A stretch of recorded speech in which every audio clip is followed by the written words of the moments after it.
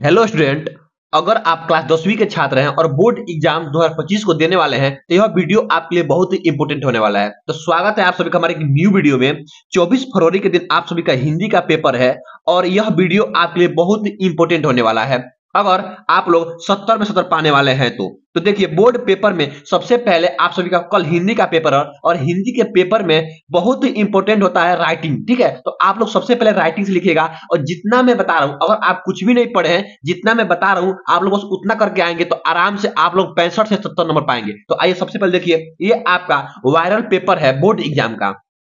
सबसे पहले आप लोग यहाँ पे अपना अनुक्रमांक लिखिएगा और यहाँ पे अपना नाम लिखिएगा, जो भी आपका नाम होगा। ठीक है, उसका से यहाँ पे अपना क्लास टीचर आएंगे, यहाँ साइन कर देंगे। ये आपका हिंदी का पेपर है। मैं इस हिंदी के पेपर को संपूर्ण पेपर का सॉल्यूशन कराने वाला हूं, तो आप लोग वीडियो के अंत तक बने रहिएगा। देखिए, सबसे पहले यहाँ देखते हैं, ये आपका प्रश्न जो जो आपका प्रश्न पत्र रहेगा, प्रश्न पत्र दो खंडों में विभाजित होगा। पहला नंबर खंड अ और खंड ब। तो खंड अ में आपको 20 नंबर का एमसीक्यू यानी कि बहुविकल्पीय प्रश्न रहेगा, उसको आप लोग को ओएमआर शीट पर देना होगा। ठीक है, और उसके बाद से जो 50 नंबर का होगा खंड ब होगा, वह आपका वर्णात्मक प्रश्न होगा यानी लिखने वाला होगा। तो आइए सबसे पहले हम लोग कर लेते हैं बहुविकल्पी। ठीक है, तो आइए यहाँ पे देखिए, सबसे पहला नंबर देखिए, क्वेश्चन यहाँ पे कह रहा है कि उपन्यास भूले बिसरे चित्र के लेखक हैं, तो कौन है? भगवती चरण वर्मा है। तो आपका ऑप्शन नंबर भगवती चरण वर्मा बी हो जाएगा।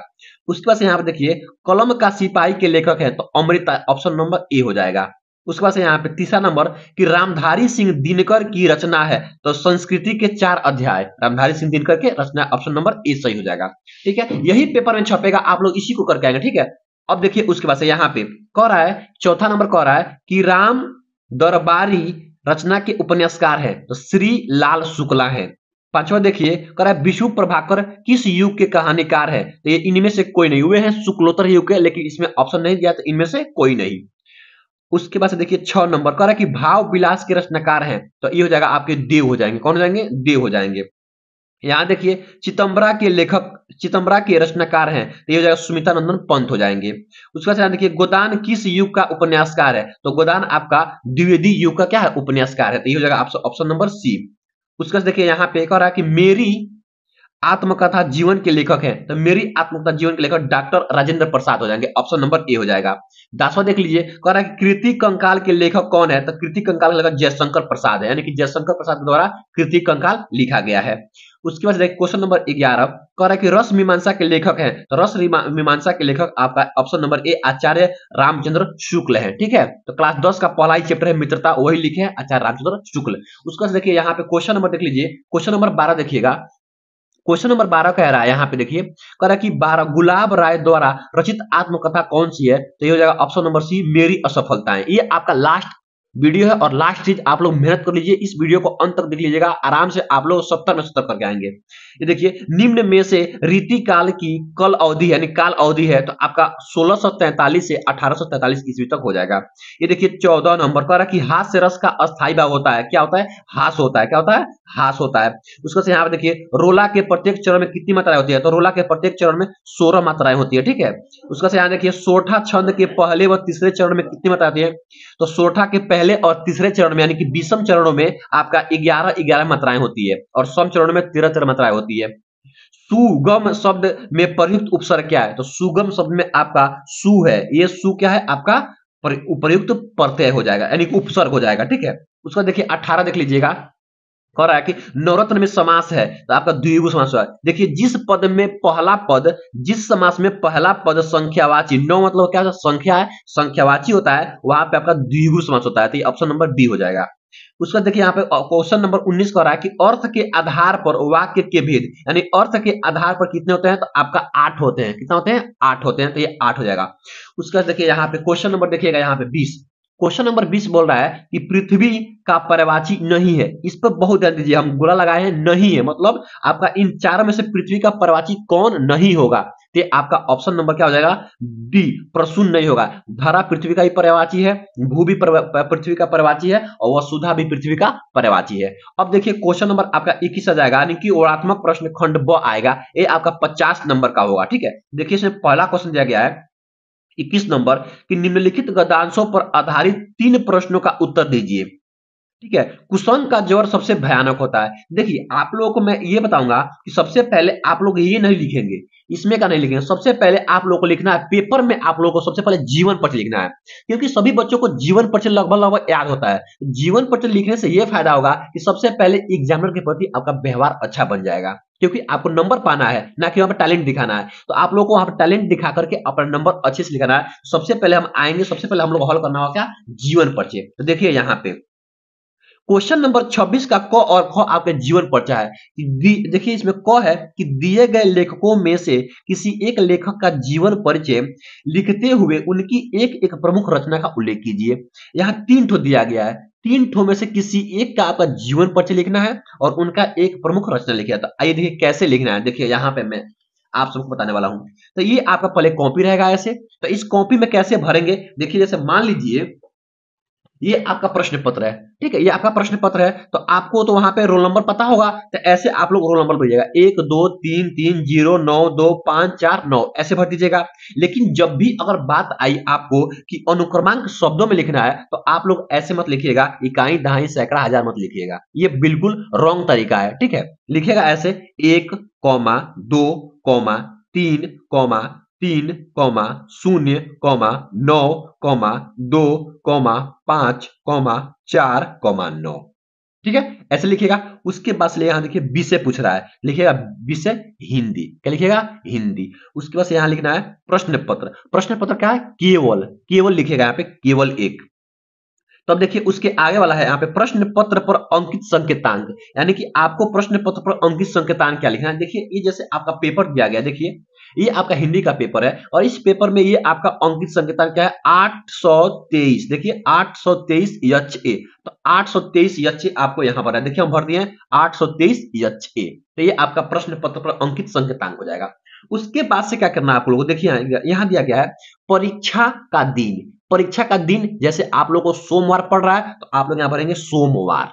ठीक है, उसके बाद से देखिए परीक्षा तिथि एवं पाली। तो इसमें लिखना है 24/2/2025 वह प्रथम पाली, यानी सुबह में होगा तो प्रथम पाली, शाम को होगा तो द्वितीय पाली। तो आप लोग यहाँ पे प्रथम पाली भर देंगे, क्लास 10 वाले, और इंटर वाले यहाँ पे प्रथम द्वितीय पाली भर देंगे। उसके बाद से देखिए यहाँ पे केंद्र का नाम। तो जब भी आपको एडमिट कार्ड मिलेगा उस पे आपका केंद्र का यानी परीक्षा केंद्र का नाम दिया रहेगा। तो जैसे मान लीजिए मेरे स्कूल का डीएवी पब्लिक स्कूल दिया गया है न्यू दिल्ली, तो आपको भी वहां दिया रहेगा।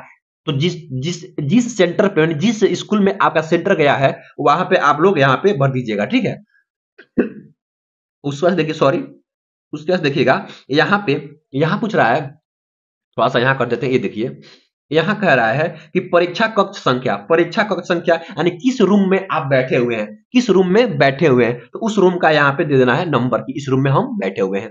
और यहाँ पूछ रहा है कक्ष निरीक्षक का पूरा नाम वो स्पष्ट हस्ताक्षर, कि जो आपके रूम में टीचर आएंगे आपको पेपर लेने, उस टीचर का यहाँ पे साइन होगा और वह अपना नाम लिखेंगे और यहाँ पे अपना डेट भर देंगे। तो ठीक है, तो आई होप मैं ऐसा आप लोग करके आएंगे, मैं आपसे उम्मीद करता हूं। अब उसके बाद हमको लिखना है क्या, जीवन परिचय। तो आइए सबसे पहले हम दिखाते हैं आपको जीवन परिचय, देख लीजिए। तो पहला ही क्वेश्चन था उसमें कि आचार्य रामचंद्र का शुक्ल का जीवन परिचय। तो ये आपका हम लिख दिए हैं यहाँ पे कि प्रश्नोत्तर संख्या 26 का क, और जिनका आपको लिखना है ना जीवन परिचय, आप लोग उनका यहाँ पे हेडिंग दीजिएगा कि आचार्य रामचंद्र शुक्ल। ठीक है, अब उसके बाद से यहाँ पे आप लोग लिखिएगा, सबसे पहले लिखिएगा आप लोग यहाँ पे देखिए, आप लोग यहाँ पे लिखिएगा संक्षिप्त परिचय। सॉरी, संक्षिप्त परिचय क्या है, नाम आचार्य रामचंद्र शुक्ल, पिता का नाम पंडित चंद्रबली शुक्ल, जन्म 4 अक्टूबर 1884, जन्म स्थान अगोना उत्तर प्रदेश, मृत्यु 2 फरवरी 1941, भाषा खड़ी बोली। ये आपको देने से ये फायदा होगा ना कि एग्जामिनर का ध्यान सबसे पहले इसी पर जाएगा, और यहां अगर सही कर दिए तो पूरा सही करके आपको आराम से नंबर देगा। तो आइए यहां देखिएगा, ये है, लिखिएगा यहाँ पे जीवन परिचय। ठीक है, जीवन परिचय हेडिंग दीजिएगा और लिखिएगा शुक्ल युग के प्रवर्तक एवं आलोचक लेखक आचार्य रामचंद्र शुक्ल का जन्म 1884 ईस्वी में बस्ती जिला के अगोना नामक ग्राम के ब्राह्मण परिवार में हुआ था। इनके पिता श्री चंद्रबली शुक्ल मिर्जापुर में कानूनगो तथा माता श्रीमती विभासी देवी विदुषी और धार्मिक महिला थी। इनकी प्रारंभिक शिक्षा अपने पिता के पास जिले की राठ तहसील में हुई और इन्होंने मिशन स्कूल में 10वीं की परीक्षा उत्तीर्ण की। इंटरमीडिएट की परीक्षा के बाद इन्होंने मिर्जापुर के मिशन न्यायालय में नौकरी की। न्यायालय की नौकरी छोड़कर ये मिर्जापुर के मिशन स्कूल में चित्रकला के अध्यापक बन गए। ठीक है, यहां लिखिएगा, उसका लिखिएगा। इसी समय इन्होंने अनेक कहानी, कविता, निबंध, नाटक आदि की रचना की। इन्होंने 19 वर्षों तक काशी नागरिक प्रचारणी पत्रिका का संपादन भी किया। अंत में इस महान आलोचक, निबंधकार, कहानीकार तथा नाटककार का स्वर्गवास सन 1941 ईस्वी को हो गया। अब उसका से आप लोग यहां लिखिएगा कि इनकी प्रमुख रचनाएं निम्नलिखित है। चिंतामणि, मित्रता, हिंदी साहित्य का इतिहास। तो आपको किसी एक को ही लिखना होगा। हम यहाँ पर 3 ठो लिख दिए हैं, लेकिन आप लोग किसी एक को लिखेंगे पेपर में। ठीक है, अब देखिए उसके बाद से आप लोगों को यहाँ पे देख लीजिए। अब मैं क्या क्या कराने वाला हूं, आप लोग बस इतना तैयार कीजिएगा। अब तो आप लोग ये लिख लिए हैं, अब एक और आप लोग लिखना होगा महादेवी वर्मा का जीवन परिचय।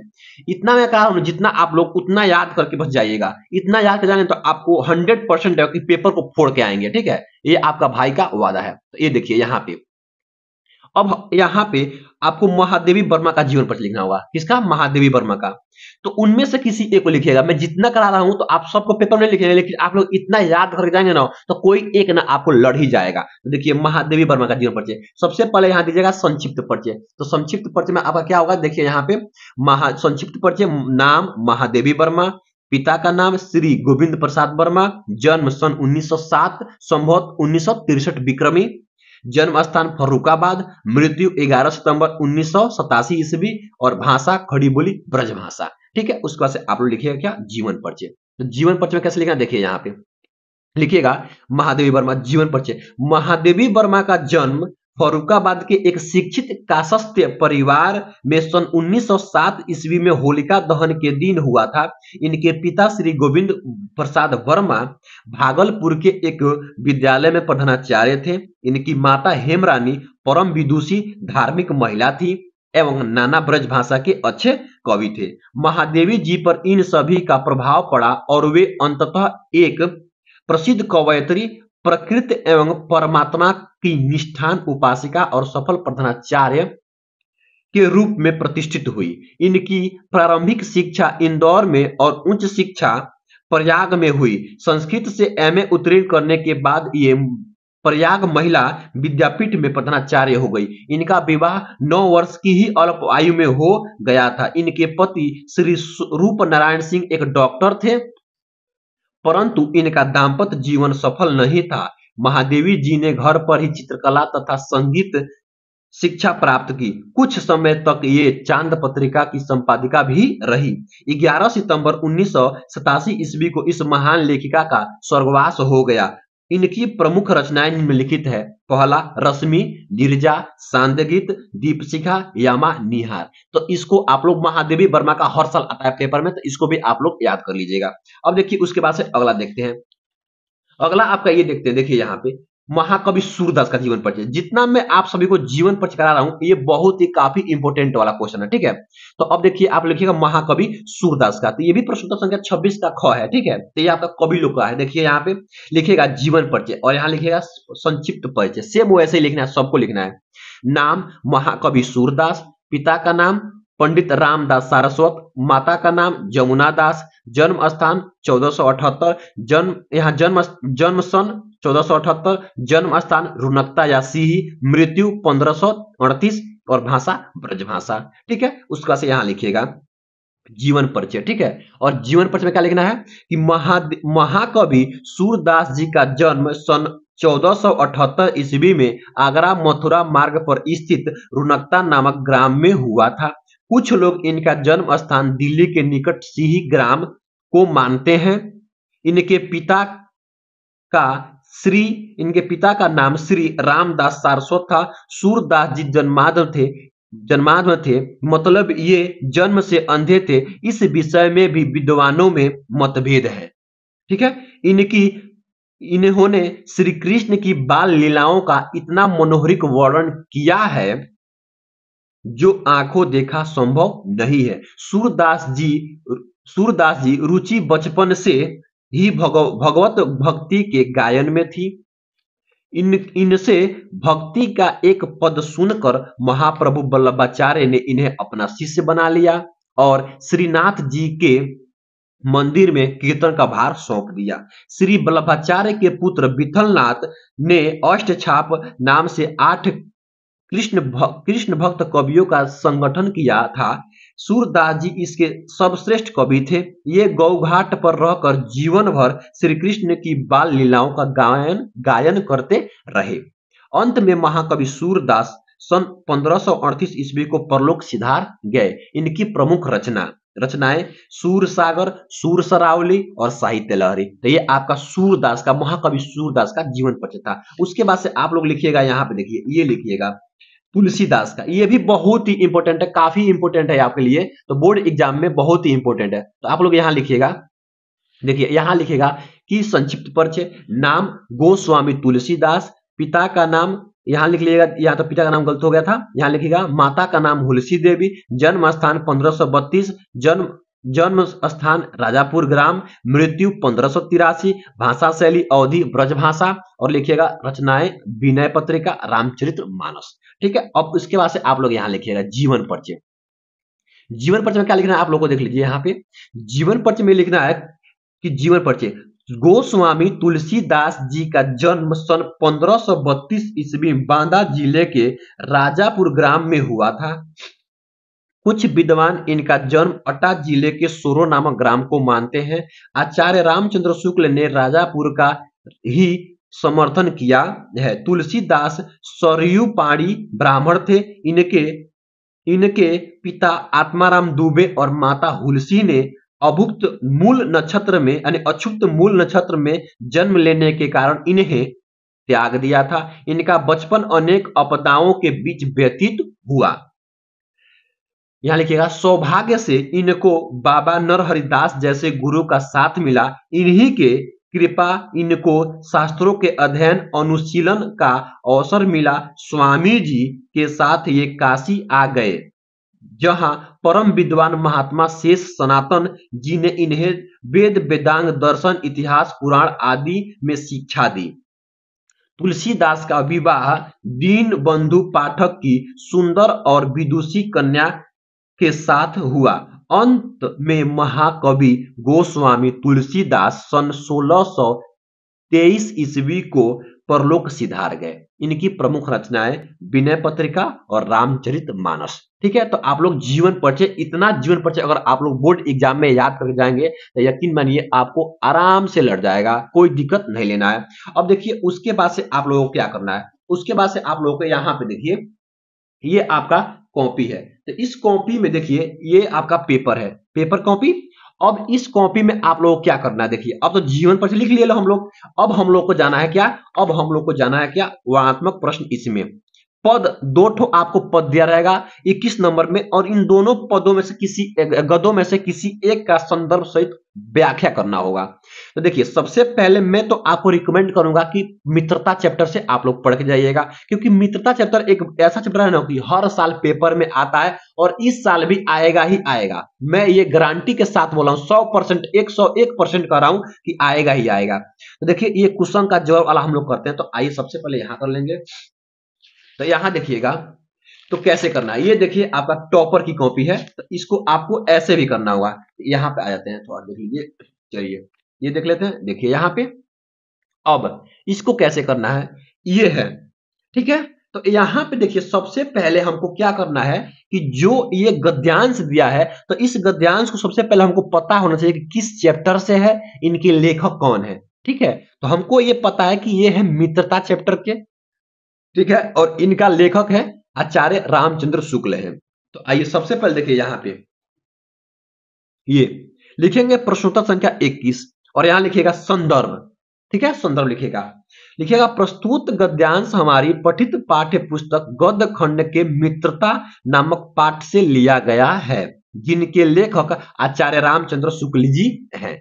ठीक है, ये लिख लीजिएगा। उसके बाद लिखिएगा रेखांकित अंशों की व्याख्या। तो रेखांकित अंशों की व्याख्या में क्या लिखिएगा, देखिए इस गद्यांश में बताया गया है कि मनुष्य पर संगति का बहुत असर होता है। अगर वह कुसंग में रहता है तो उसकी बुद्धि और आचरणों का क्षय होता है। यदि वह सुसंगति में रहता है तो उसके चरित्र का निर्माण होता है और वह लगातार प्रगति के मार्ग पर बढ़ता रहता है। ठीक है, इतना लिख लीजिएगा। उसका से आप लोग यहाँ लिखिएगा जो आपका तीसरा क्वेश्चन है कि कुसंग से क्या लाभ और क्या हानि, तो लिखिएगा यहाँ पे कुसंग से न केवल नीति और समृद्धि का भी नाश होता है बल्कि हमारे विवेक, बुद्धि और आचरणों का भी क्षय होता है और हमारा पतन होता है। तो आप लोग इसका लिख लीजिएगा। तो ये आपका संदर्भ सहित व्याख्या हो गया। तो देखिए इन दोनों गद्यों में से किसी एक को करना होगा, तो आप तो इसको कर दिए, तो अब इसको नहीं करना, आपको इसको नहीं करना होगा, ये नहीं कीजिएगा आप। अब देखिए अब यहाँ करें क्वेश्चन नंबर 22। तो क्वेश्चन नंबर 22 होता है पद्यांश का व्याख्या। तो पढ़ लीजिएगा। कह रहा कि दिए गए पद्यांश पर आधारित 3 प्रश्नों का उत्तर दीजिए। तो यही आपका 2 ठो पद्यांश दिया जाएगा पेपर में। आपको यहाँ पे देख लीजिए 2 ठो पद्यांश दिया जाएगा, एक ये पद है और एक पद है। कह रहा कि चरण कमल बंदो है राई, ये एक और ये दोनों में से किसी एक को करना होगा। आपको 6 नंबर मिलेंगे इस पे। ठीक है, 6 नंबर, 2-2 नंबर, 3 क्वेश्चन दिया गया। उपर्युक्त पद्यांश का संदर्भ और रेखांकित अंशों का व्याख्या और उपर्युक्त पंक्ति में कौन सा अलंकार है। ठीक है, तो चलिए हम पढ़ाई कर देते हैं। तो मैं आप सबको यही रिकमेंड करूंगा, यहाँ देख लीजिए, मैं आप सबको यही रिकमेंड करूंगा कि आप लोग पद का पहला चैप्टर जो सूरदास जी के द्वारा लिखा गया पद, उसको आप लोग 100% तैयार करके जाइएगा, पेपर में यही आएगा। तो आइए हम इसको कर लेते हैं। तो सबसे पहले देखिए यहाँ पे हम आपके लिए यहाँ पे लिख लिए सबको, तो यहाँ लिख लेते हैं। आइए ये देखिए, ये हम आपके लिए यहाँ पे लिख लिए हैं। तो कैसे करना है ये देखिए। तो लिखिएगा यहाँ पे कि प्रश्नोत्तर संख्या 22। तो उसका लिखना है सबसे पहले हम लोग क्या लिखना है, हम लोग को लिखना है क्या, संदर्भ। तो कैसे संदर्भ लिखेंगे, लिखिएगा यहाँ पे संदर्भ लिखिएगा।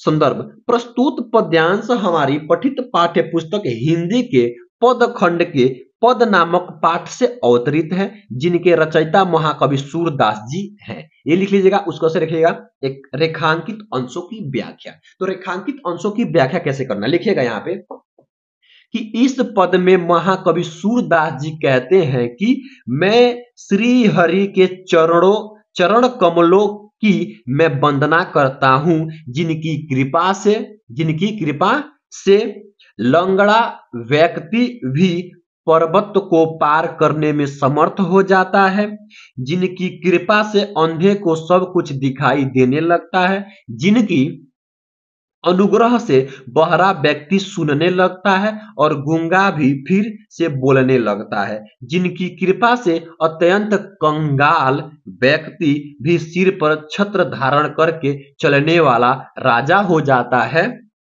आगे देखिएगा, लिखिएगा कि सूरदास जी कहते हैं कि मैं अपने उस करुणामय स्वामी के चरणों की बार बार वंदना करता हूं। तो इस पे आप लोगों को ये 2 नंबर का, ये 2 नंबर का, और इसमें जो तीसरा क्वेश्चन है अलंकार का नाम, तो इसमें आपका रूपक अलंकार है। तो आप लोग लिखिएगा रूपक अलंकार। तो ये भी आपका 2 नंबर का। तो इसमें आपको 6 नंबर मिलेगा। 6 में 6 एक भी नहीं कटेगा। आई होप, मैं आशा करता हूं। ठीक है, उसके बाद देखिए अब क्वेश्चन कहां पे गया। अब तो ये कर लिए आप लोगों ने। अब आप लोगों को ये हो गया और ये हो गया। अब हम लोगों को ये करना है। देखिए क्वेश्चन नंबर 23। क्वेश्चन नंबर 23 कर रहा है कि दिए गए संस्कृत गद्यांश में से किसी एक का संदर्भ सहित हिंदी अनुवाद कीजिए। ठीक है ना। तो देखिए 2 ठो आपको यहाँ पे गद्यांश दिया रहेगा, एक ये है और एक ये है। इन दोनों में से किसी एक को आपको करना होगा। तो मैं तो आपको यही सलाह दूंगा, यही रिकमेंड करूंगा कि आप लोग वाराणसी वाला कीजिएगा, क्योंकि हर साल पेपर में वाराणसी से आता है। तो वाराणसी नगरी से आप लोग पढ़ लीजिएगा। वाराणसी चैप्टर से 100% हर साल आता ही आता है। चलिए हम आपको यही कहता हूँ, वाराणसी नगरी वाला। तो आइए यहाँ पे, ये आपका कॉपी है। तो इस कॉपी में मैं लिख लिया हूं, यहाँ पे देख लीजिए ये है। तो कैसे करना, देखिए ये प्रश्नोत्तर संख्या आपका ये दिया गया 23 नंबर। तो आप लिखिएगा प्रश्नोत्तर संख्या 23। उसके बाद से देखिए लिखिएगा संदर्भ कि प्रस्तुत गद्यांश हमारी पठित पाठ्य पुस्तक हिंदी के संस्कृत खंड के वाराणसी नामक पाठ से उद्घृत या अवतरित है। अब उसके बाद से लिखिएगा प्रसंग। प्रसंग लिखने से यह फायदा होता है कि एग्जामिनर को पहले ही ट्रिक पता चल जाता है कि बच्चा इसमें क्या लिखा है। तो यहां लिखिएगा कि इस गद्यांश में वाराणसी की ऐतिहासिकता तथा अवस्थिति के विषय में बताया गया है। तो अब आप लिखिएगा यहाँ पे अनुवाद। क्या लिखिएगा, अनुवाद। तो अनुवाद में क्या लिखना, देखिए यहाँ पे लिखिएगा कि वाराणसी बहुत प्रसिद्ध प्राचीन नगरी है। यह स्वच्छ जल की तरंगों से युक्त गंगा के किनारे स्थित है। इसके घाटों की घुमावदार पंक्ति श्वेत चांदनी में बहुत सुंदर लगती है। असंख्य यात्री भ्रमण करने के लिए दूर देशों से प्रतिदिन यहाँ आते हैं और इसकी घाटों की शोभा देखकर बहुत प्रशंसा करते हैं। तो ऐसे आपको 6 नंबर मिल गया। ठीक है, तो इस पे आपको 6 नंबर मिल जाएगा। अब देखिए अगला क्वेश्चन, अगला क्वेश्चन आपका दिया, देखिए यहाँ पे यही लिख दिया गया 24 नंबर। कह रहा है कि दिए गए संस्कृत पद्यांश में से किसी एक का संदर्भ सहित हिंदी अनुवाद कीजिए। तो आपको देखिए यहाँ पे दो ठो, यहाँ भी श्लोक दिया है, यानी पद्यांश उसी को श्लोक बोलते हैं। आपको दो ठो श्लोक भी दिया रहेगा। देखिए एक यहाँ दिया गया है और एक यहाँ दिया गया है। कह रहा है कि सर्वे भवन्तु सुखिनः सर्वे सन्तु निरामया सर्वे भद्राणि पश्यन्तु मा कश्चित् दुःख भाग भवेत्। याद दिया गया है कि बंधम मरणम वापि जयो वापि पराजय उभयत्र समो वीर वीर भावे ही वीरता। ठीक है, तो इन दोनों में से किसी एक को, तो इस चलो हाँ चलिए आप लोग हम इसी को कर देते हैं सर्वे भवन्तु वाला। देखिए कैसे करना है, तो यहाँ पे आ जाइएगा। तो सबसे पहले मैं आप सबको वो कराता हूँ, यहाँ लिख लीजिएगा। देखिए ये है आपका, ये है, तो यही लिखिएगा। कह रहा है देखिए यहाँ पर लीजिएगा प्रश्नोत्तर संख्या 24 लिखिएगा, प्रश्नोत्तर संख्या 24। और यहां देखिए क्या दिया गया कि संदर्भ प्रस्तुत संस्कृत पद्यांश हमारी पठित पाठ्य पुस्तक हिंदी के संस्कृत खंड में संकलित भारतीय संस्कृति नामक पाठ से लिया गया है। यानी कि जो श्लोक है सर्वे भवन्तु वाला, वह आपका भारतीय संस्कृति नामक पाठ से अवतरित है। तब लिखिएगा यहाँ पे अनुवाद। अनुवाद में लिखिएगा कि इस श्लोक में बताया गया है कि सभी मनुष्य सुखी हो, सभी निरोग हो, सभी कल्याण को देखें या पाएं और कोई भी दुख का भागी न बने। ठीक है, ये लिख लीजिएगा। अब हमको लिखना है यहाँ पे, देखिए अब अगला क्वेश्चन करेंगे। देखिए क्वेश्चन नंबर आपका ये आ जाएगा 25 नंबर। क्वेश्चन नंबर 25, तो 25 कह रहा है कि अपने पठित काव्यखंड के आधार पर निम्नलिखित प्रश्नों में से किसी एक का उत्तर दीजिए। ठीक है, तो देखिए दो ठो आपको प्रश्न दिया गया, तो दोनों में से किसी एक को देना है। कह रहा है कि मेवाड़ मुकुट काव्यखंड के द्वितीय सर्ग लक्ष्मी का सारांश लिखिए या मेवाड़ मुकुट काव्यखंड के आधार पर दौलत का चरित्र चित्रण कीजिए। तो दोनों में से किसी एक को। देखिए ये जो काव्यखंड है ना, हर जिला में अलग अलग होता है, तो आप लोग अपने टीचर से पता कर लीजिएगा। चाहे आप लोगों को पता भी होगा कि हमारे जिले में कौन सा काव्यखंड लगा हुआ है। जिस तरह से मेरे यहाँ पे मेरे जिले में मेवाड़ मुकुट लगा हुआ है, चलिए हम आप लोगों को मेवाड़ मुकुट का द्वितीय सर्ग लक्ष्मी का सर्ग कैसे लिखना है बता देता हूं। आइए, तो देखिए यहाँ पे लिख लिया है मैंने, यहाँ पे क्वेश्चन नंबर 25 यानी प्रश्नोत्तर संख्या 25 लिख लिया है। अब इसको कैसे करना, देखिए द्वितीय सर्ग लक्ष्मी है और इसका सारांश लिखना है। तो लिखेगा द्वितीय सर्ग का नामकरण महाराणा प्रताप की पत्नी लक्ष्मी के नाम पर हुआ है। रानी लक्ष्मी ने वैभव के दिन देखे हैं और अब उसे निर्धनता की जीवन व्यतीत करना पड़ रहा है, लेकिन सच्ची भारतीय पत्नी और वीर छत्राणी के रूप में उसे अपनी कष्टों का चिंता नहीं है। वह कंद मूल फल खाकर वह पृथ्वी पर सोकर धैर्य पूर्वक अपना दिन गुजार लेती है। इसके बाद उसके हृदय में उथल पुथल मची हुई है, कहती है हमको नहीं डुबा पाएगा ये दुखों का सागर। तो ये आपका द्वितीय सर्ग, यहां से आपको 3 नंबर मिल जाएगा। ठीक है, अब देखिए अगला क्वेश्चन कैसे करना होता है आपको।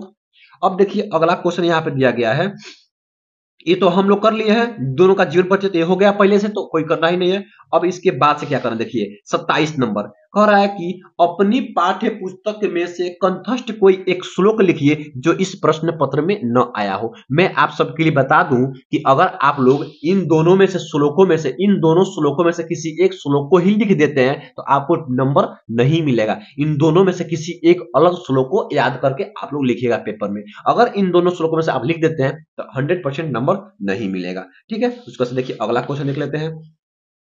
अगला क्वेश्चन ये दिया गया है 28 नंबर का कि निम्नलिखित में से किन्हीं दो प्रश्नों का उत्तर संस्कृत में दीजिए। आपको 4 प्रश्न दिए जाएंगे। देखिए यहाँ पे भारतीय संस्कृत मूल किम आसीत, दूसरा नंबर पुराज कह आसीत, और यहाँ पे 2 और दिया जाएगा। देखिए यहाँ पे ये वाला कह रहा है चंद्रशेखर कह आसीत वीर केन पूज्यते। ये तो बिल्कुल आसान होता है, लेकिन देखिए मैं आप सबको लिख भी दिया हूं कैसे करना है। यहाँ देख लीजिए, ये आपका कॉपी है, तो यहाँ देख लेते हैं, आ जाइए। यहां देख लीजिए, ठीक है, ये देखिए। तो प्रश्नोत्तर संख्या आपका 27 दिया गया है। तो यहां पे आपको श्लोक लिखना होता, लिख लीजिएगा, बंधम मरणम वापी जियो वापी पराजय उभयतर समो वीर वीर भावे ही वीरता। ये लोग आप लोग श्लोक लिख लीजिएगा, 2 नंबर का है। अब प्रश्न कितना है, देखिए यहां पे थोड़ा सा मैं आप सबको समझा देता हूं, बिना कुछ आप देखे हुए कर सकते हैं। आपको 4 ठो प्रश्न दिया जाएगा, यानी 4 को, आज चारों में से किसी 2 को करना होगा। यहां देखिएगा, शुरू से ही आप पढ़ते आ रहे होंगे एलकेजी से, यहाँ पे देखा होगा चंद्रशेखर कौन आसित, चंद्रशेखर कौन थे, कितना सिंपल है। तो हमको पता है कि चंद्रशेखर एक क्रांतिकारी देशभक्त वीर आसित थे, यानी कि एक वीर थे, क्रांतिकारी थे। लिखेंगे यहाँ पे चंद्रशेखर एक वीर क्रांतिकारी देशभक्त आसित, हो गया। उसका देखिए यहाँ पे वीर किन पूज्यते, ये वीर बिरड़े पूज्यते, चैप्टर का ही नाम है। तो आप लोग क्या लिखेंगे, वीर बिरड़े पूज्यते, आसानी से हो जाएगा।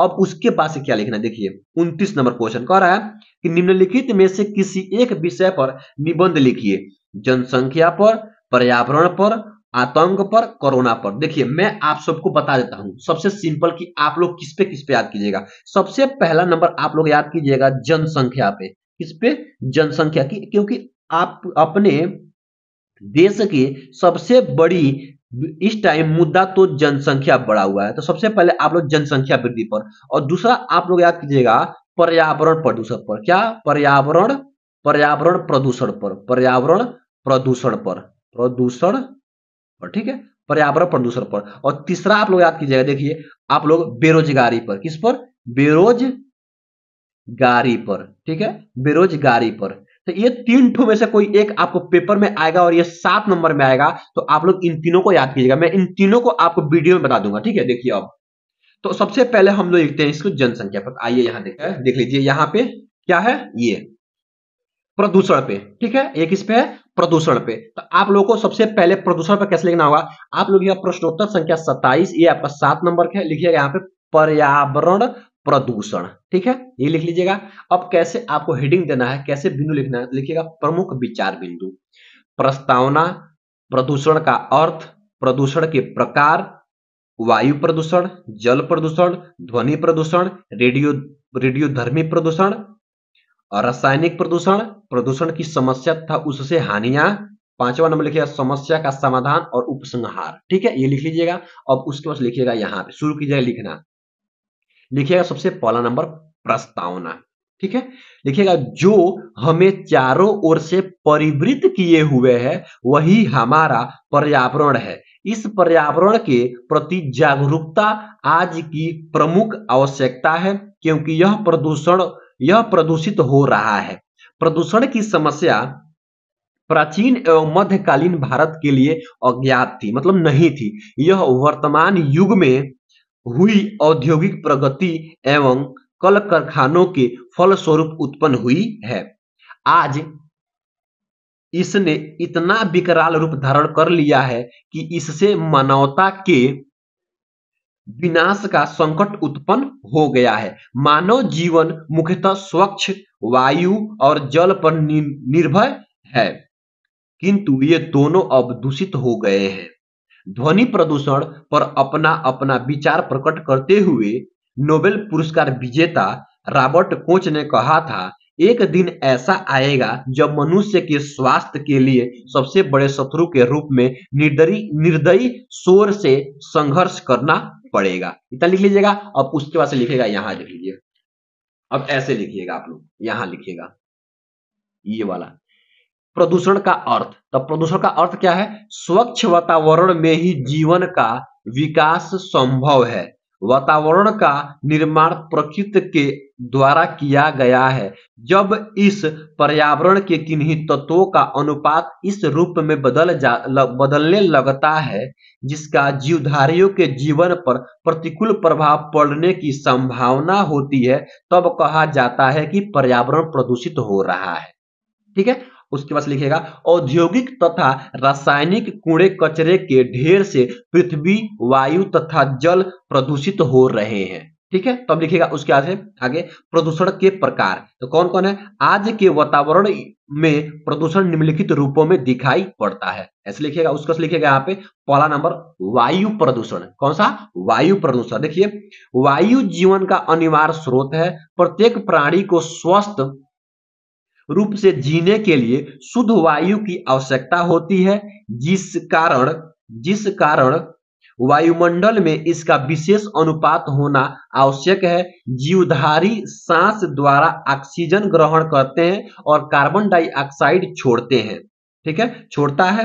पेड़ पौधे कार्बन डाइऑक्साइड ग्रहण करते हैं और ऑक्सीजन छोड़ते हैं। इससे वायुमंडल में शुद्धता बनी रहती है, परंतु मनुष्य की अज्ञानता और स्वार्थी प्रवृत्ति के कारण आज वृक्षों का अत्यधिक कटाव हो रहा है, जिससे ऑक्सीजन संतुलन बिगड़ रहा है। वायु प्रतिदिन दूषित होता जा रहा है। ठीक है, ये लिख लीजिएगा। उसके बाद से आप लोग यहाँ लिखिएगा जल प्रदूषण। क्या लिखिएगा? जल प्रदूषण। तो जल प्रदूषण क्या लिखिएगा? देखिए यहाँ लिखिएगा कि जीवन के अनिवार्य स्रोत के रूप में वायु के बाद प्रथम आवश्यकता जल की ही होती है।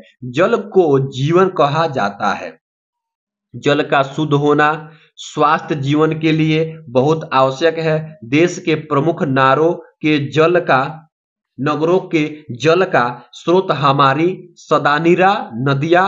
फिर भी हम देखते हैं कि बड़े बड़े नगरों के गंदे नालों तथा सीवरों को नदियों से जोड़ दिया जाता है। विभिन्न औद्योगिक व घरेलू स्रोतों से नदियों व अन्य जल स्रोतों में दिनों दिन प्रदूषण पनपता जा रहा है। ये लिख लीजिएगा। उसके बाद से लिखिएगा ध्वनि प्रदूषण। क्या लिखिएगा? ध्वनि प्रदूषण। हेडिंग रहेगा ध्वनि प्रदूषण। ध्वनि प्रदूषण आज की एक नई समस्या है। इसे वैज्ञानिक प्रगति ने पैदा किया है। मोटर कार, ट्रैक्टर, जेट विमान, कारखानों के सायरन, मशीनें, लाउड स्पीकर आदि ध्वनि के संतुलन को बिगाड़कर ध्वनि प्रदूषण उत्पन्न करते हैं। तेज ध्वनि से श्रवण शक्ति का ह्रास तो होता ही है, साथ ही कार्य करने की क्षमता पर भी बुरा प्रभाव पड़ता है। इससे अनेक प्रकार की बीमारियां पैदा होती है। ठीक है, ये लिख लीजिएगा। उसके बाद से आप लोग यहां लिखिएगा। देखिए ये हो गया आपका, क्योंकि इतना ज्यादा नहीं लिखना है, क्योंकि नंबर के हिसाब से ही आप लोग बोर्ड पेपर में लिखेंगे। ठीक है, अब लिखिएगा उपसंहार। लिखिएगा या निष्कर्ष। महान शिक्षाविदों और नीति निर्माताओं ने इस समस्या की ओर गंभीरता से ध्यान दिया है। आज विश्व का प्रत्येक देश इस और सगज है। वातावरण को प्रदूषण से बचाने के लिए वृक्षारोपण श्रेष्ठ साधन है। मानव को चाहिए कि वह वृक्षों और वनों को कुल्हाड़ियों का निशाना बनाने की बजाय उन्हें फलते फूलते देखे तथा सुंदर पशु पक्षियों को अपना भोजन बनाने के बजाय उनकी सुरक्षा करे। औद्योगिक कचरे और मशीनों के धुएं को बाहर निकालने की समुचित व्यवस्था करें। आइए हम सब लोग मिलकर ये कदम उठाएं, क्योंकि एक आदमी से ये नहीं हो पाएगा। सार्वजनिक लोग जब कदम उठाएंगे तभी जाके ये हो पाएगा। उसके बाद देखिए अगला क्वेश्चन कैसे करेंगे आप लोग। जब ये हो जाएगा तो आपका यहाँ पे देखिएगा, ये लास्ट क्वेश्चन बचा हुआ है। लास्ट क्वेश्चन क्या है देख लीजिए। यहाँ पे कह रहा है कि 30 नंबर, अपनी विशेष रुचियों का उल्लेख करते हुए अपने मित्र को एक पत्र लिखिए, या रेलवे के महाप्रबंधक को एक शिकायत पत्र लिखिए जिसमें टिकट निरीक्षक द्वारा किए गए अभद्र व्यवहार का उल्लेख हो। ठीक है, उल्लेख हो। तो आइए सबसे पहले कैसे लिखेंगे देख लीजिए। यहाँ पे लिखना है आप लोगों को। ठीक है, ये लिख लीजिए। तो जिस प्रकार से मैं आप सबको बता रहा हूं, आप अगर वैसे ही लिखेंगे ना तो आपको एक भी नंबर नहीं कटेगा। ठीक है, तो आइए यहां लिख लेते हैं। देख लीजिए, ये है आपका। ठीक है, कि रेलवे महाप्रबंधक को आपको पत्र लिखना है। देख लीजिए, लिखेगा प्रश्नोत्तर संख्या 30। ठीक है, अब उसका लिखेगा यहाँ पे देख लीजिए, लिखेगा सेवा में। क्या लिखेगा? सेवा में। और यहां लिखेगा कि श्रीमान रेलवे महाप्रबंधक महोदय ji, Tamkuhi road railway station, Kushinagar. आप जहां भी रेलवे स्टेशन का नाम दे सकते हैं, कोई दिक्कत नहीं है। इसके लिए कोई चिंता की बात नहीं है। जहां आपको मन करे वहां का रेलवे स्टेशन का नाम दे सकते हैं। और यहाँ पे कुशीनगर। ठीक है, अब लिखिएगा विषय जरूरी है। विषय को 100% लिखना ही होता है। आप लोग विषय लिख करके आएंगे, नहीं तो आपका नंबर कटने का चांस होता है। यहाँ लिखिएगा विषय, टिकट निरीक्षक द्वारा किए गए अभद्र व्यवहार की शिकायत। ठीक है, यहाँ पे माननीय महाप्रबंधक महोदय जी, लिखिएगा यहाँ पे, मैं अभिषेक सिंह, विकास नगर, दिल्ली 1007, मतलब ये सेक्टर का नाम है, का निवासी हूं। यह पत्र आपके समक्ष दिनांक 2/2/2025 को तमकुही रोड रेलवे स्टेशन पर हुई घटना के संदर्भ में टिकट निरीक्षक द्वारा किए गए अभद्र व्यवहार की शिकायत दर्ज कराने के लिए लिख रहा हूं। मैं बिहार जाने के पाटलिपुत्र एक्सप्रेस में जैसे ही प्रवेश लिया, उसके बाद टिकट निरीक्षक को अपना टिकट दिखाया। उन्होंने टिकट को कुछ देर तक स्क्रीन पर रखा, फिर मुझे यह कहते हुए चिल्लाने लगे कि मेरा टिकट संदिग्ध लग रहा है। ठीक है, मैं उन्हें शांत कराने का अनुग्रह या आग्रह करते हुए बताया कि मैंने रेलवे की वेबसाइट से खरीदा था, लेकिन उन्होंने मेरा बात न सुनते हुए मुझे अपमानजनक शब्द कहने लगे। इस पूरे वातावरण में मैं काफी शर्मिंदा और अपमानित महसूस कर रहा था। आपसे